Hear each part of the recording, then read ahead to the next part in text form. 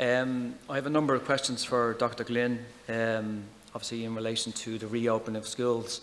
And over the next few weeks, nearly 1 million people will come back to some sort of educational setting. So that is a huge logistical headache for everybody involved.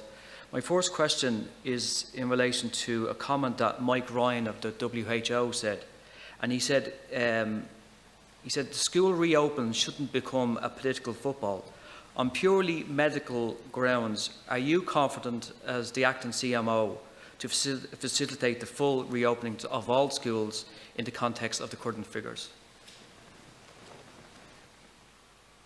That does not mean that there will not be cases. That does not mean that there won't be clusters. It does not mean that we won't have issues over the coming weeks.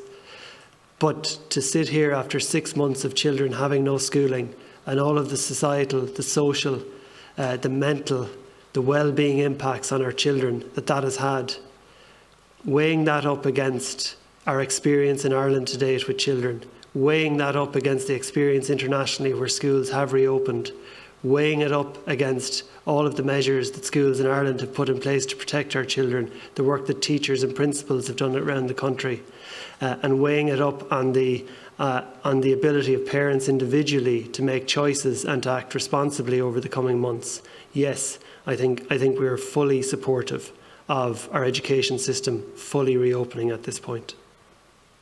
Just my next question is in relation to the rise of transmissions in relation to children over the past number of weeks.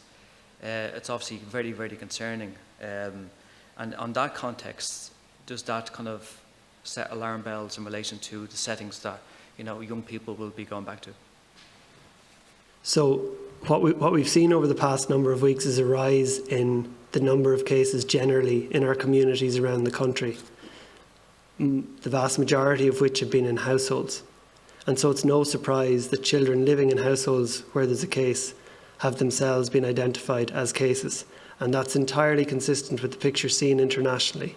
The key point, I suppose, and the key reassuring point to get out to parents and carers who are particularly worried is that for the vast, vast, vast majority of children who are diagnosed with COVID-19, they will have mild, if any, symptoms.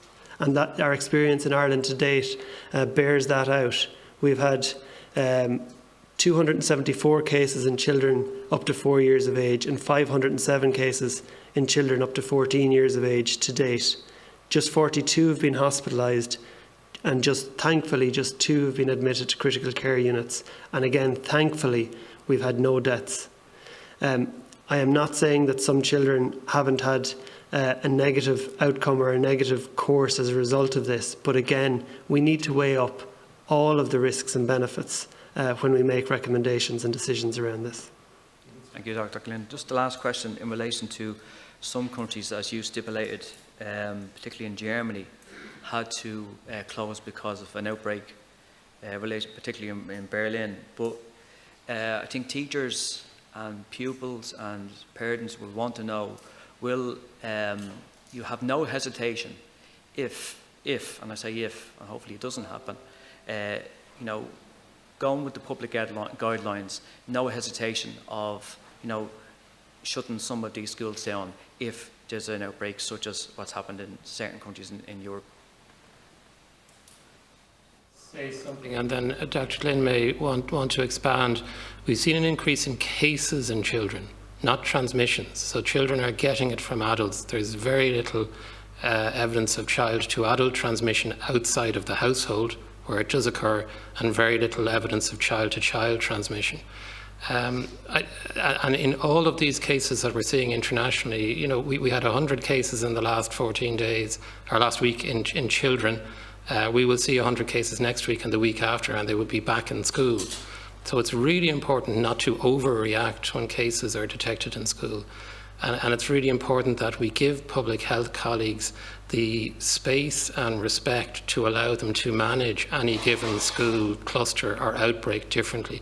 In no other walk of life, in no other branch of medicine do you expect the full plan to be set out in advance. So you don't ask of cardiologists, if I have a heart attack next week, what's the plan? It depends on the type of heart attack. It depends on a whole lot of comorbidities. It's exactly the same with schools. The appropriate reaction to an outbreak in school depends on the nature of the outbreak and the setting. And we simply have to trust public health colleagues, because they haven't let us down before, to properly manage those outbreaks rather than ask them for a specific, precise protocol in advance. There are broad protocols and principles there, but you can't say what's going to happen in any given setting this week. We just don't know. Thanks, Professor Nolan. Thank you, Deputy Kenny.